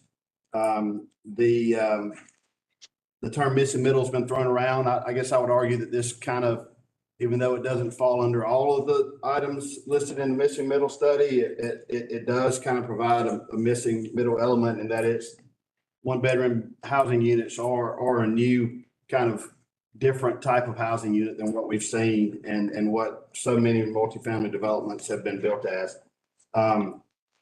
Just to quickly talk about some staff concerns, you mentioned about the projected daily trips. That number is directly out of the ITE manual, which is the traffic Bible that we have to use. So those are not numbers we came up with. That is directly out of that manual. We obviously will work with staff through permitting to sort that out. The stormwater system problem, I already knew about that just because I worked for the property owner across Research Drive years ago to try to mitigate that system that goes to their property. So we have planned this to tie into the Barnett Shoals system already. Driveway separation, not meeting 100 feet. Right now we're just a few feet off, so that we'll work that out through permitting and meet that requirement. The utilities, I think utility department has said that they have capacity in the area. They haven't done their eval yet. So that'll have to be done as well before any permits are issued. And then, just to finish up, as staff mentioned, it does meet future land use. It has been recommended approval by staff. We're fine with that condition. It is adjacent to the RM property and obviously would help alleviate some of the housing needs that Athens has. With that, I'll introduce you guys to Charlie Hill, who is a developer, and let him introduce himself, say a few words. Thank you. Thank you, Frank. I'm Charlie Hill. I'm the developer, and I appreciate you guys having me. We live at 4895 Barnett Shoals Road, which is about 4 miles past Barnett Shoals Elementary. So we're close by in the area. That's how I discovered the property. I've been in the commercial real estate business for 40 years as of August. And for the last 10 years, I've been on the board of the Athens Land Trust. And so I've been developing for about the past 25 years, developed the Taqueria del Sol on Prince Avenue, bought an old gas station there, brought Taqueria up from Atlanta and leased it to them. They've been open, I think, about 15 years. It's been phenomenally successful and I think a good addition to Athens. I think it's well designed. One thing I've learned is that good design pays off in the end. Bad design also will go the other way. And so I want to do things that are well designed with good architecture, landscaping, great contractor, and those things will come back to me. We'll have better tenants. The tenants will they would rather be in an environment like that. If they know that if the landlord cares, they'll care and they'll treat your property better. as a result of it. And things will go better. And I really only want to be, I'm old, and I only want to be associated really with really good work. Now, I don't want to end my career on doing bad projects. And I'd rather be the good guy walking through Athens than the bad guy. And certainly if I've got to appear before you guys again, you'll remember if I do a good job or a bad job. So if you can, on the slides, I'll show you some good examples. It's easy for me to be a critic, so I'm sorry I'm going to criticize some things, but just it's there to make a point. This is the One Athens development that Frank referenced earlier. I think that he did the engineering on. And the reason I'm showing this, I'm going to show the mill property also, is because the guy that developed and built these, Todd Kennedy, has he will partner with me on this new development. He has his own construction company and he's a developer also. So I saw this 2 years ago. I drove through. I took about 20 pictures of it because I really liked it. And if you go to the next slide, that would be great. This is a single unit. This is it's just a 550 square foot single unit. That is not going here. I'm just going to show you the next slide. Just an example of the quality construction that he does. These have metal roofs. They have brick bases. The windows, which is kind of a pet peeve of mine, they're actually framed. The punch out windows that are on a lot of these where mainly student housing deals I see here are I think awful. They're really cheap and they look horrible. But that's my so I think he did a great job. But sometimes it's just the small details. If you've ever been in a space and you don't know really what it is, but it just feels right, and it's probably because they're small details like this that, well, these aren't even small details. Even though like the galvanized gutters and the downspouts, it just all ties it all together. If you'll keep going. So the units are quads mostly. I think they're 15 quads. You go into that central door, you go upstairs. There are 2 quads up. I mean, 1 bedroom's up, 2 down. Just keep going. Okay, I took a picture of the mill just because I wanted to give you an idea of the quality there. To me, it's probably the highest quality development I've seen in Athens. I try and drive and see everything, but just the small details, the inset windows, that window unit is outrageously expensive. If you keep going. And it's small things that architects do, just the indentations around those windows instead of a straight flat wall going all the way down. With punch out windows, if you'll keep going. And same here, just those small details make a huge difference. Same thing there. So you keep going. Okay, now here's my critic. So you can tell, all right, that's why you're giggling. I'm not going to be a part of anything like this. Those are the punch out windows, straight wall down. There's just not a lot of thought in that. If you keep going. There you go again.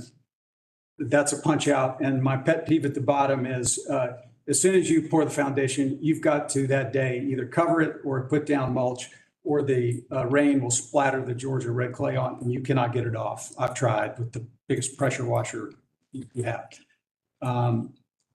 Same thing there, just a difference in the asphalt roof and the metal roof, and you keep going.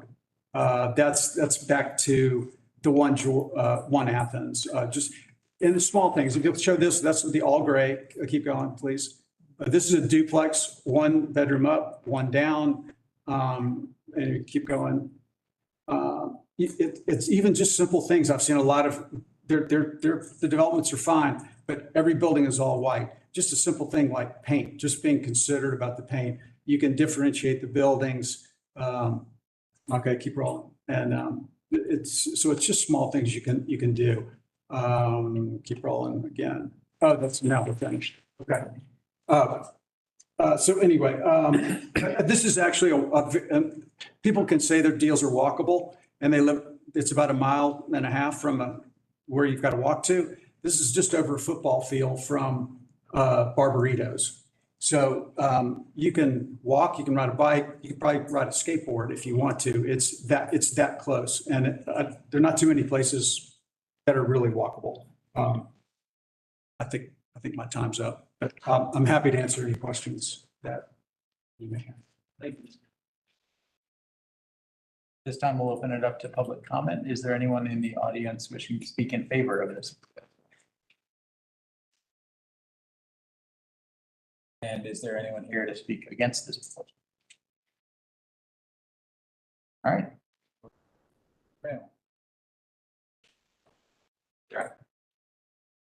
That was delightful. Thank you for that presentation. I'm never gonna ignore windows again.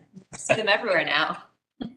That was pretty much all I wanted to say. This very much makes sense to me. I think we should go for it. Alice and then Katie.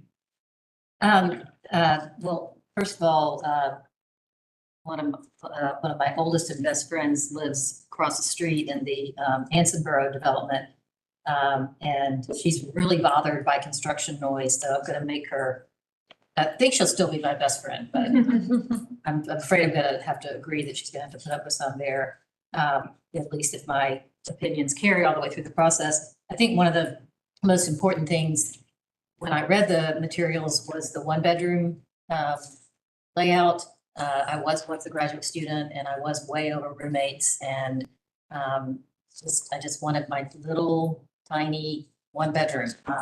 And it was on East Rutherford Street across from the back of the school and it was great. It was in a fourplex and there are a few along there. So although, you know, we could think of this as, you know, maybe a missed opportunity for something more like a pocket neighborhood. I think that in terms of the form that is being proposed, even though that's not part of the plan, that it'll have a lot more of that feel than a traditional multifamily development. I also agree that, you know, we want infill and this is just about the best location for that kind of development anywhere in town. It's been way, you know, underdeveloped for so long. And I think we got a good explanation for why it's not really suited for commercial. So I think that with the proximity to all of the amenities on it's Upper Barnett Shoals and the two schools, Gainesville and Hillsman, right there. This really couldn't be a better place for this kind of development. So this will get my support.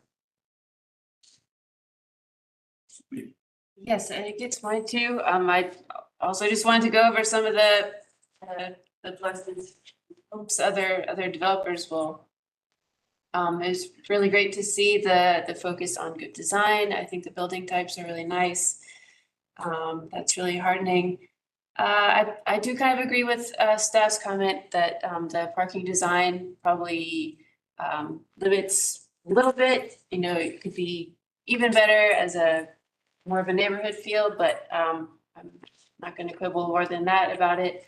Although I will mention I'll always vote for less parking if the developer asks for it, especially this area. I don't see neighbors that might be worried about spilling over onto their street parking, which we hear a lot. Of course, I can't be sure about that. Yeah, it's really nice to hear from a locally invested developer. And again, the walkability is so many good things, so many amenities so close: the school, the bank, the grocery store, the gym. The public realm could use a lot of attention. That's on the county to maybe fix Barnett Shoals so that sidewalk isn't so exposed, aren't so high, and it's possible to cross. But in terms of mixed uses, this is a great location for housing.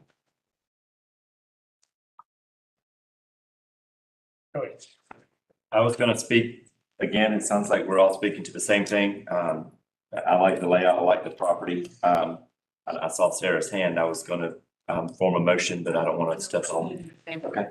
I don't mind making a motion for approval with the conditions that staff's laid out. I don't have a problem with any of the conditions that seem to be laid out before us. It doesn't feel like the developers had any, excuse me, any heartburn over those either. So I make a motion with conditions as stated from staff. And that, just to be clear, is the one condition stated in the staff report on page 2 about stormwater? Correct. Just look straight at it, so. Second that. Motion by Joey, second by Sarah. Any discussion? One brief comment that I forgot.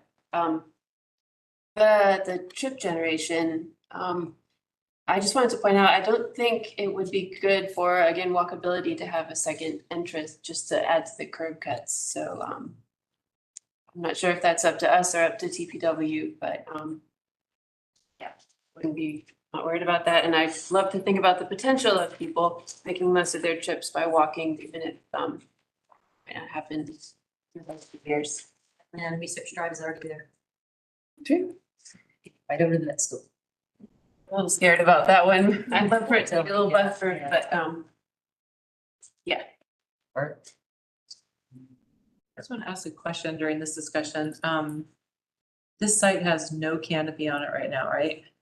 There's canopy, yeah, outside of the ball field on about the half. Yeah, it's kind of breaks down. Yeah, there's some canopy. Okay, so when all is said and done, a development on the site would have to have 50% and. Yep. Okay, so yeah, I'm in agreement with this for sure, and I'm also, I think we always have to remember that we're just making a decision on land use. And I think this is an appropriate place for higher, sort of mid-density residential development, so. Second it. Yep. Yeah, I kind of already did that. Okay, that's it. Yeah, we've. Any other discussion before we go? All right, Ethan. Kinman, Yes.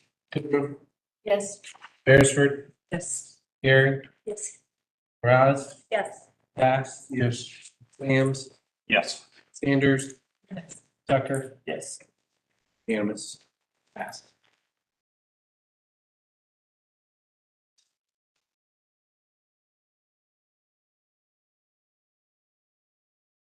Can I ask you guys a question? Is that allowed? I'll allow it. Okay. I would love to do a pocket neighborhood in the future. I'm confused about like trying to have units facing a road, pocket neighborhoods you really don't really.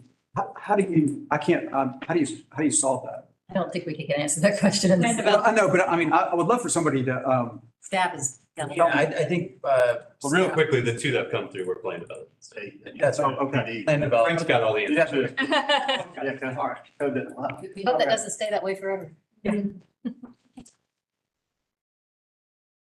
right, that brings us to item 2 under new business, 243 Gray Street, item number zone dash 2023-09-7.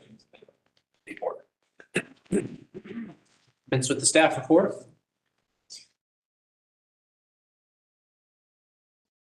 The applicant is requesting to rezone the property from RS5, which is our smallest single-family category at 5,000 square feet, minimum lot size, to RM2, which is one of our multifamily categories. We have RM1, RM2, and RM3. We have a conceptual non-binding plan here showing 4 duplexes and 5 townhouse-style multifamily units, plus a little bit of recreation, some parking, and a stormwater pond.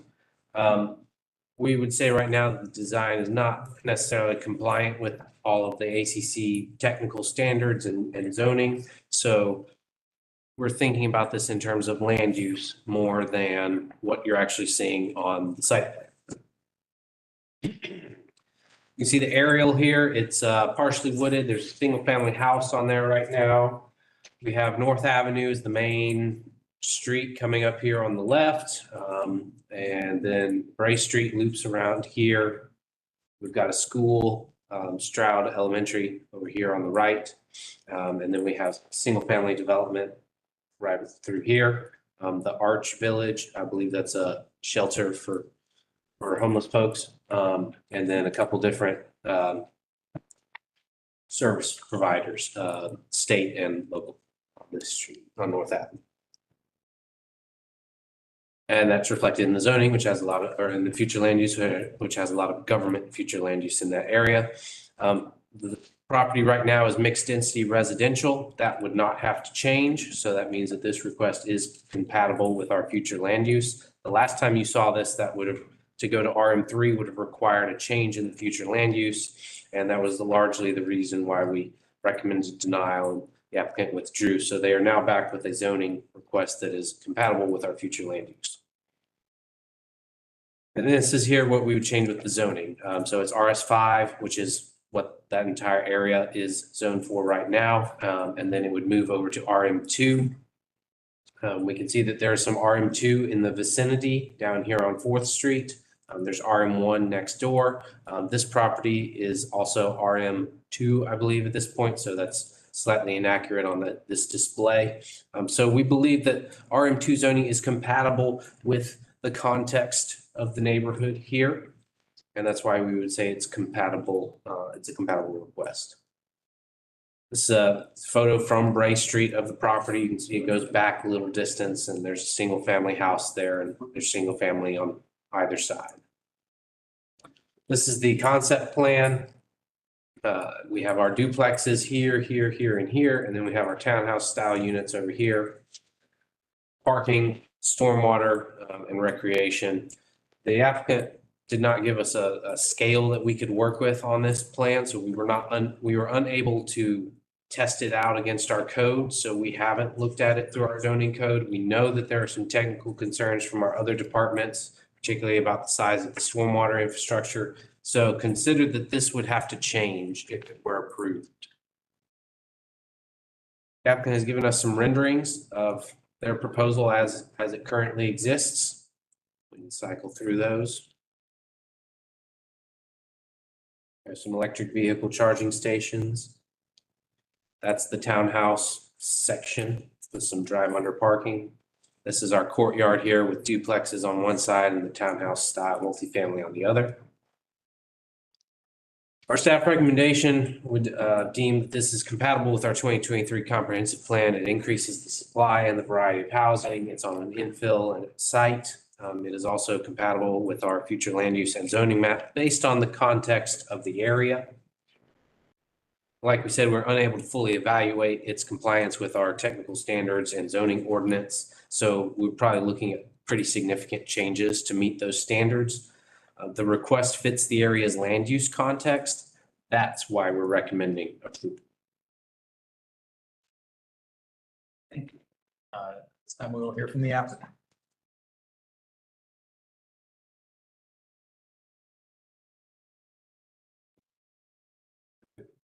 Good evening, esteemed planning committee members. My name is Jay Paul Smith. I'm happy to be back since the last meeting in August, and I have a new and improved plan based on the feedback from the staff and committee.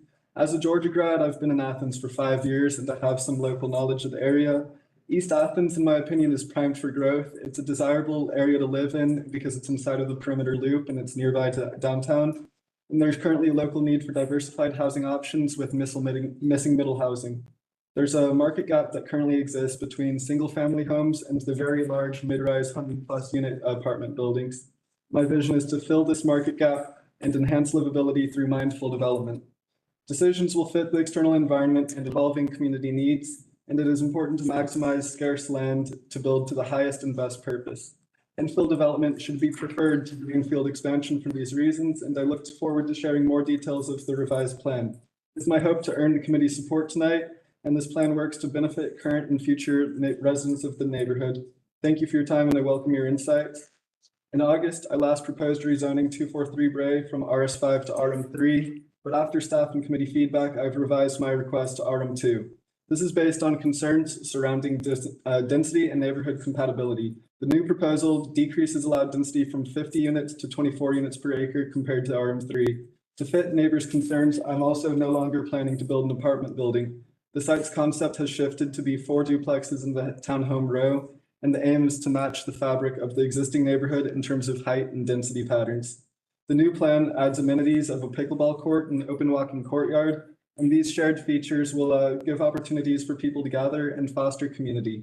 I believe the proposal balances moderately dense housing with cohesion, and this provides housing on an underutilized infill site. This plan follows growth patterns that allow more people to live near downtown Athens. To address some staff feedback, I appreciate the feedback given in the latest staff report, and regarding the recommendation to extend the sidewalk, I totally agree. I plan to extend sidewalk access in front along Bray Street. My concept plan with improvements accounted for fully leaves 54% of the land area unbuilt. In this space, I plan to fully extend tree canopy coverage extensively, and I'm confident that the site can pass the 50% minimum canopy coverage threshold, especially since canopy coverage can extend over improvements. The fire department raised concerns about access to duplex buildings, but I will work to find a solution that provides fire access lanes to all buildings on site. I will also install all needed fire hydrants to ensure excellent emergency access. Finally, staff has highlighted the need for more stormwater control areas, and following suggestions, I will use permeable materials in the construction of driveway to increase the overall stormwater space. Additionally, unbuilt space in that 54% remaining can have stormwater control elements added. I appreciate the staff and committee's guidance through this process, and I'll continue to listen as I work through technical problems in solving this. I aim for this project to pass all regulations and provide high-quality infill housing, and I hope that this will be the first of many projects I accomplish to expand infill development in the city of Athens. This site plan currently is non-binding and remains adaptable at this stage. I will walk through the general development details to clarify the proposal. The 1.08 acre lot will have 4 duplexes and a 5-unit townhome. There are 13 units totaling 38 bedrooms shown in the above plan. Most parking, stormwater controls, and the pickleball court are in the rear of the property, and this is designed to fit the gradient of the lot that slopes towards the northeast corner. The front duplex will face Bray Street and will also hide the townhome from view from the street. The duplex's balconies and the front entry will give an engaging street facade. The architecture used here will blend modern with craftsman details to match the neighborhood aesthetics of other properties, and building heights do not surpass 30 feet so that it can fit fire code measures. All setbacks and side yards are appropriately distanced by Municode standards. There's adequate parking proposed with electric car chargers as well. I've shown 44 parking spaces, and I'm happy to reduce this number given only 13 units. Being central to downtown decreases car reliance for residents, and the scale and orientation increases density without disrupting the local fabric of the neighborhood. This project's modest scale offers a range of benefits for new residents. It promotes efficient land use on an underutilized in-town land parcel. Housing will be built on a lot that has been functionally stagnant for decades. This brings new residents closer to downtown jobs, restaurants, and amenities, and it is more sustainable to concentrate housing near existing infrastructure than it is to build new infrastructure. Middle housing options like duplexes will expand the diversity of Athens' housing options. Young professionals, seniors, and working families seek housing that is nearby the city core, and from an economic standpoint, this benefits Athens as well. In the short run, there will be contracts created for the completion of construction work, and over the long run, more tax revenue will come to TAD 5 in the North Avenue district. This private investment demonstrates our confidence in Athens' continued growth over the years, and this project will deliver incremental but meaningful community gains. Sustainable practices will enhance housing diversity and provide opportunities for residents. A core goal of this project is promoting affordability in Athens. I intend to utilize the voluntary inclusionary housing program, and through this, I plan to reserve 15% of units at the 80% mark of area median income, or there's the option for 10% of the units to be priced at 60% AMI. This program will qualify the project for a 50% density bonus overall, and effectively by RM2 standards, this will increase density from 24 units to 36 units per acre.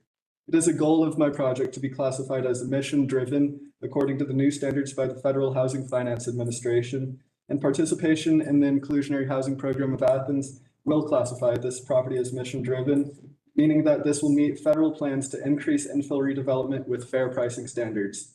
Of the 13 units to be built, at least 2 of the units containing 6 bedrooms or more will be priced at affordable standards. This is an incremental benefit that will fill a small piece of the affordable puzzle Athens continues to solve. Some working families will have access to quality housing in a desirable location. I'm committed to finalizing this agreement to turn this opportunity into a reality. This proposal embraces principles of smart growth in many ways. It prioritizes dense infill near the city core over low-density expansion into greenfield. The 1-mile distance to downtown promotes walkability and bike access, and this plan includes bicycle racks and pedestrian accessibility. By bringing new households into the city core, traffic flows will be positively displaced.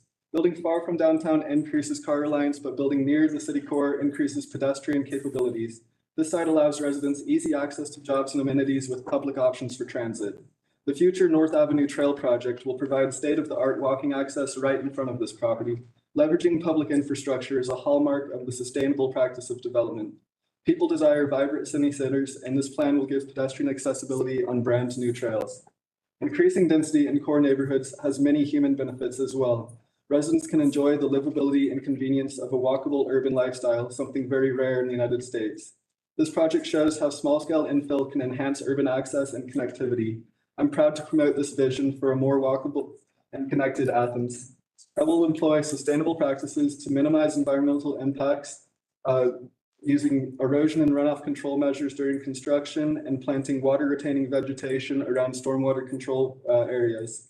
The site design does indeed call to clear some of the existing canopy to make room for improvements. However, there will be substantial new space available to add expanded new tree canopy coverage. I view expansion to the tree canopy coverage as critical, and I will put priority towards planting native new trees. The buildings themselves will also be designed for high efficiency. Closed cell insulation, Energy Star rated appliances, and LED lighting will be used throughout. Many sustainability benefits of infill development exist in comparison to greenfield expansion, and natural areas will not need to be cleared, which preserves agricultural and forest land outside of the Athens core center. Also, proximity to jobs and amenities will decrease vehicle reliance of new residents.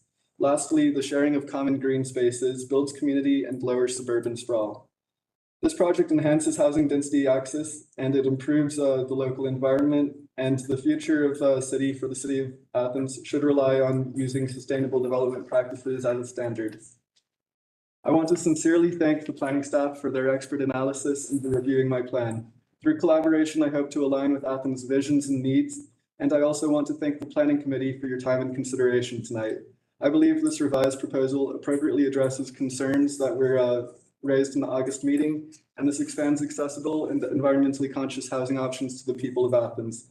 I remain committed to collaborate with staff to bring this project to fruition. Athens is such a meaningful place to me that I've been honored to call home for the past 5 years. I'm happy to and I'm driven to be bringing sustainable growth into this housing sphere. Thank you again, and I'm happy to answer any questions that you may have. Thank you. This time we'll open it up to public comment. Is there anyone here wishing to speak in favor of this proposal? Is there anyone in the audience here to speak against it? All right. Let's start us off. Kristen. A general observation to start with, is this the third straight rezone we've seen tonight?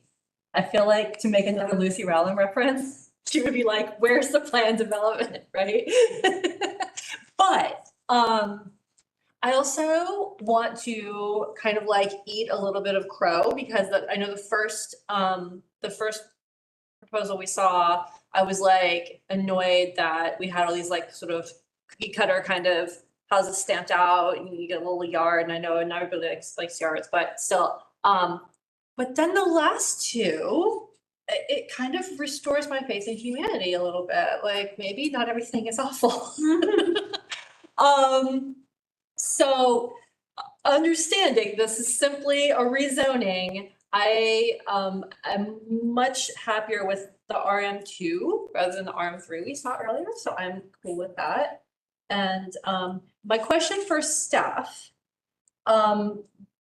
understanding this is in no way a binding plan, this may not at all be what happens, but if you wanted to pursue that type of development, what types of things would have to change? Like how far away from reality is it? Yeah, I mean, so you guys have seen some stuff like this to the plan development, similar to the question the applicant before asked. There's two big things that stand out to me about this design and this. I'm not going to get into TPW, but our Transportation Public Works Department said that the detention pond is insufficient. I get the impression the applicant had spoken to them and is looking for some other use of other materials. Wonderful, glad to hear that. The zoning code does not allow parking in the front yard, so the parking there to the left is not allowed to happen, and 50% of the structures need to be on a street, a private street or a public street. So That's not being shown here either. So there's limitations like that. And then once you get into increasing, you get, parking under our current code. So if you're asking me about things that in the zoning code that are a little bit different and would need some attention, those are definitely ones that we've seen. We see those a lot of times in our plan developments, those types of requests for changes to those. Even with some treatments that staff has allowed to be utilized to meet some of those first two standards that I mentioned. Otherwise, you're gonna start, you saw this on the last proposal. I don't exactly know how you could get 66 units in there, and I truly believe that they're gonna fall above that traffic count. 66 units is, that's just you going in and out twice a day. You're already over 250. That means no one ever visits you and no deliveries are ever made to a residence. So those are changes you should probably be looking at. Coverage, I don't know exactly how the trees are gonna fit on the one before. The applicant here has talked about 50% coverage and trees. I think the tree code could probably be met here a little bit easier than the one we saw as a second one, but those are the things we continually bump into over and over again. That I think the two projects, just first blush, and I'm not trying to say anything about those two projects, but those are two things that are going to constrain these two projects a little bit, that zoning code wise could have other tools put in place if you're trying to encourage developments like this one and the second one we should see. Yeah, I mean, that's the one thing, like I love the idea. I love the intention. I'm cool with all of that. I just would hate to like approve it and then we end up with just like a block apartment. Like just because that's what you can build there. So I'm just kind of putting that out to the group, like that's where I'm at, so. Can I ask a follow-up question on what you said? When you said 50% of these structures need to be on a street, public or private, is that determined by, how many structures do we see here? Are the townhomes one structure or is that 5? And, I'm just curious for how that's applied. Yeah, I think we've usually, we've put attached units such as the townhomes here, I would say 5, yes. I believe that's how we would determine this. Okay, so you would treat that as 5 units, and so there's a total of 9 on the diagram here. Five. No, I'm sorry, all 5, 4 duplexes and 5. Okay. The 5th building be the attached townhouse. Thank you, I got it. Yeah, that's interesting. Because that's how we do that in an apartment complex. You see, 32 unit structures stamped out and there's 6 or 8 of them. So the way the way the apartment complexes tend to get around this is to not have the 90-degree parking. It's determined when you have the angled parking or parallel parking in an RM development that you are on a private street. So we treat that as a private street. We require street trees, some of the other landscape treatments that are in there. And that's how the apartment complexes tend to get around the 50% facing a public or private street. Oh, you're saying because they're grading the street internal to the parcel? Internal private streets, yes. They're building those streets to the design standards we require of a street, so Okay. Sarah. I am totally comfortable with this land use change or this zoning change. I do think it might be a little bit tricky to build as shown, so I think that can get worked out, and it might be able to be worked out with staff. It might need to come back for a PD. I don't really know, but I'm okay with the rezone.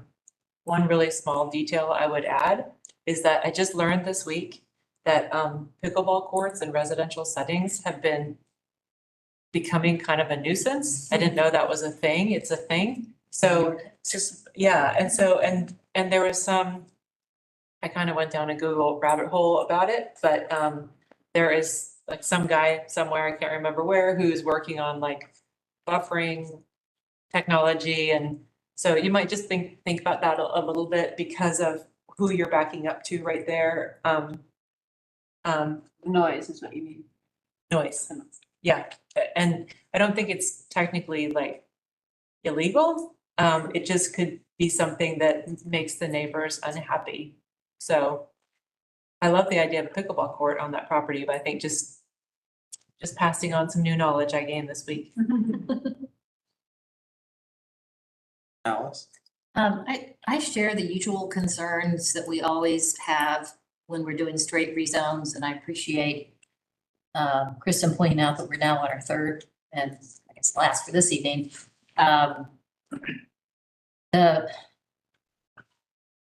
The issue with this property is that it so obviously needs to be developed in some way that similar to what's being proposed. It is so underutilized in an area where there are so many amenities that I'm willing to take that, I guess you would call it a leap of faith on this particular project. Partly because it's not really big, and partly because, you know, the rezone to RM2 will ensure that residential goes in there.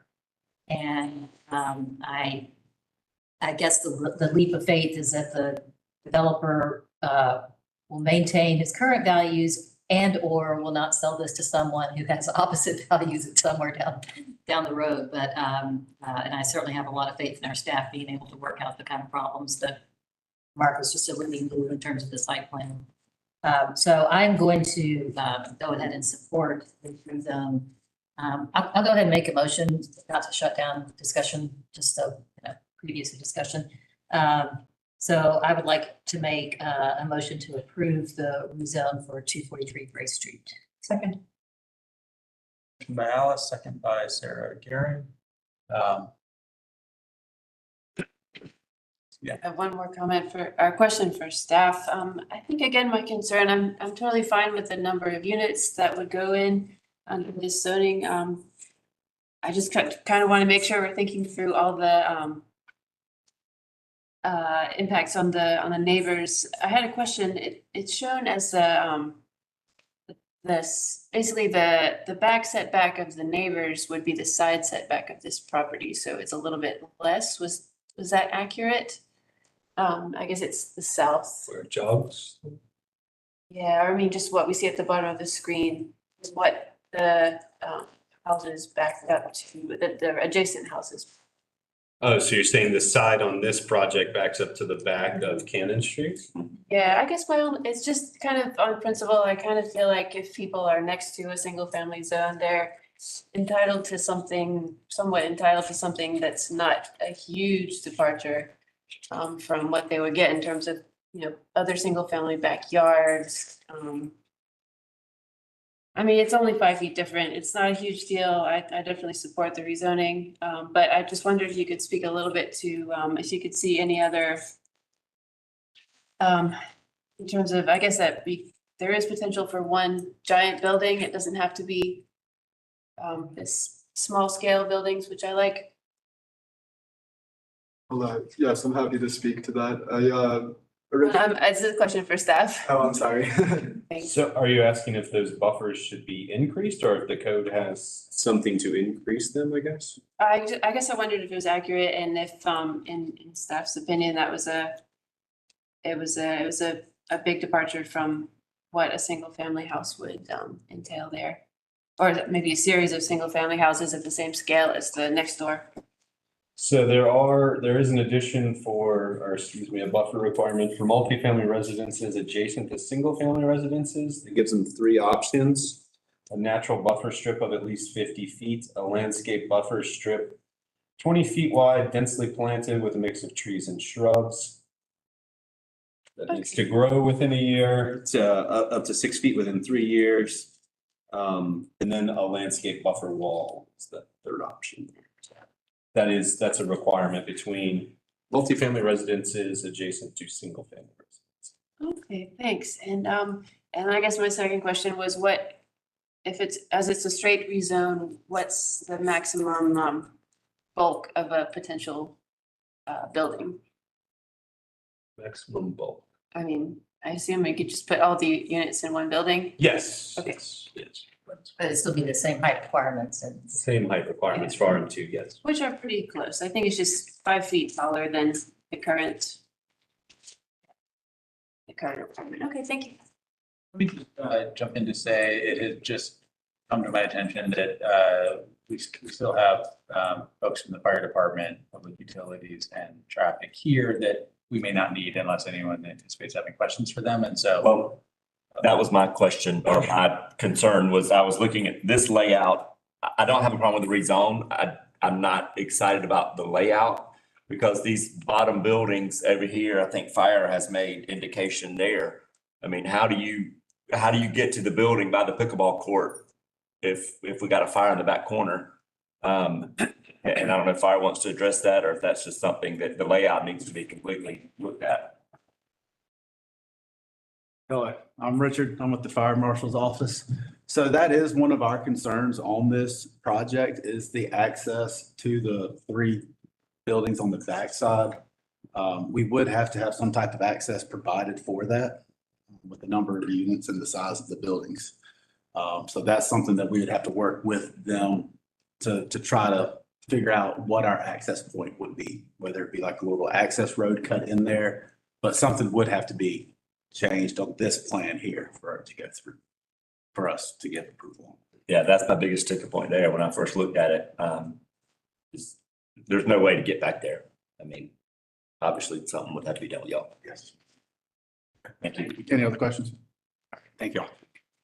I have a comment about that too. It's noted in the staff report. Right. But in addition to that, the current plan doesn't reserve enough area to provide adequate stormwater controls. So I think for me, I would like to see a more developed plan that does meet our codes and requirements before I could make a true decision. I have a couple comments I was going to say. As I've said before, we need more housing in Athens, and so I appreciate this. I think this is a good project. I think, you know, it's a better use to do this infill development here. It's a better use of the existing infrastructure that we have for all the reasons we were talking about earlier about the earlier project. And I think because this is adjacent to RM1 and across the street from some RM2, it makes sense to me to do multifamily here, particularly because it's a funny shaped lot with only about 60 feet of street frontage that makes it very hard to use efficiently in the existing zoning. If you were to try to develop this as RS5, I guess you could put a road all the way up it or something, but it's hard to build as many 5,000 square foot lots on a 1 acre parcel where it's very narrow and very deep. And we have a lot of that in Athens. And I think we need to encourage developers to find ways to more efficiently use our land to provide the housing that we need and to provide more financial support for the infrastructure that we have. And I also like that this proposal has a variety of types of units and sizes of units. So, yeah, I don't get to vote on the chair, but I would be inclined to support this if I had a vote. And just to a couple of the comments that came out, Mark, is it accurate to say that y'all have identified a bunch of issues, including what the fire marshal just said, and other issues to do with this site plan? It could never be built the way it's shown here. Straight rezone would allow it to be, they could move forward and come in and going through permitting, they would have to address all of those issues. They're not going to get permits without the fire marshal giving the green light and saying, yep, we're comfortable with that. And the stormwater people saying the detention pond's big enough now and so on. So is it safe to say we can rely on the process down the road to solve those problems? Yeah, well, I mean, we will review it for all code compliance, I guess the way I would phrase it. But yes, the answer to your question is yes, through the commercial construction review process. Okay, thank you. Yeah, Sarah.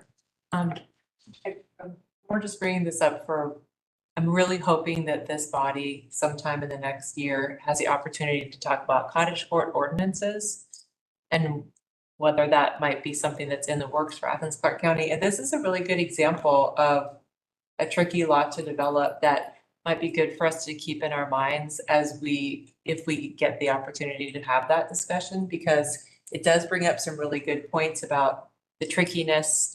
I'm in favor of the idea of by right cottage court developments in RM zones. And this is a good one because it gets at this issue with fire access and sort of the limitations associated with structures right up on the street. But like, I look at this lot and to me, it's sort of begging for a cottage court. And would be a really cool way to develop it. So I don't know, I'm gonna bring that up for us to kind of think about later if we get the chance to talk about cottage court ordinances.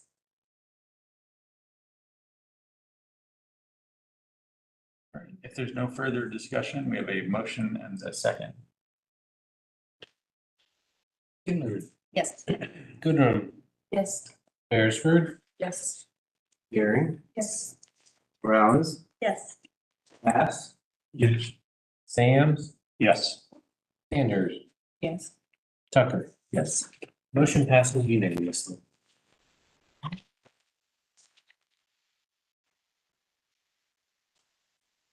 And that brings us to the final section on our agenda, other business. I do not have a report. Mark.